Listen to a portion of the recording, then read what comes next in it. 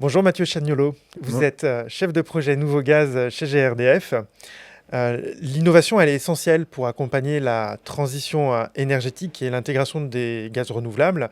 Et au sein de la direction de la stratégie, vous êtes en charge de l'enjeu recherche et développement de GRDF qui s'appelle faire émerger les procédés de gazification et de méthanation compatibles avec les réseaux gaz. Cet enjeu de recherche et développement, en quoi il est aligné et en quoi il sert le projet Mission Décarbonation de GRDF?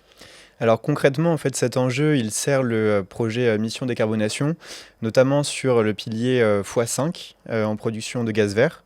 Donc en fait, grâce à cet enjeu, on arrive d'ici à 2050 à décarboner les réseaux.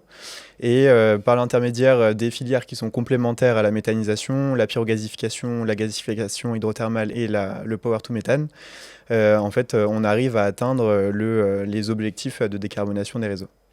Donc vous avez cité plusieurs types de procédés et je sais que vous êtes en charge en particulier des programmes de recherche et développement en gasification hydrothermale. Est-ce que vous pourriez nous expliquer ce que c'est que cette GHT, gasification hydrothermale? Oui, donc le procédé de gasification hydrothermale, c'est une méthode pour produire du biométhane à partir de digestat qui va plutôt être liquide ou humide, à la différence du coup de la pyrogasification qui est plus sur des intrants solides. Et ce qu'on va chercher à faire, c'est injecter en fait un intrant dans un réacteur à haute pression, haute température. Et en fait, en passant dans les conditions supercritiques de l'eau, ça va pouvoir nous faire du gaz qui va être injectable dans les réseaux. Donc c'est une technologie aujourd'hui qui est encore en test. Et quels sont les défis à surmonter pour passer à l'étape supérieure, à l'industrialisation?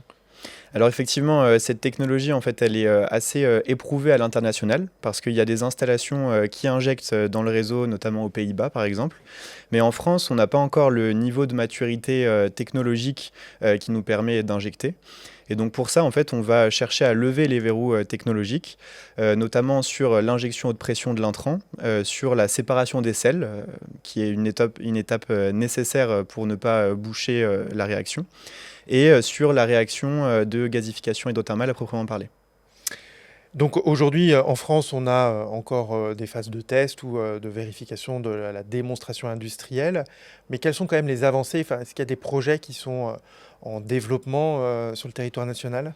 Oui, oui, oui. Alors, il y a plusieurs projets qui sont en développement, alors qui ont été recensés notamment par l'AMI, qui a été effectué par le CSFNSE et Natran, qui a donc en fait recensé une vingtaine de projets de gasification hydrothermale.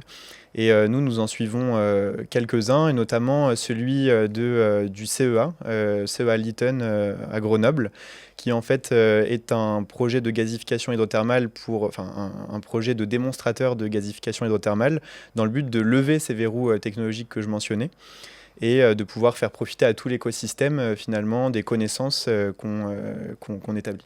Et du coup, je vais repréciser, donc un AMI, c'est un appel à manifestation d'intérêt, et ça permet à des entités publiques de voir s'il y a des potentiels clients ou des potentiels utilisateurs d'une technologie.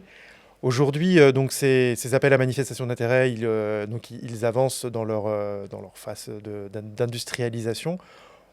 Sous quel délai on peut imaginer sereinement avoir des injections de gaz renouvelable via cette technologie de gasification hydrothermale en France?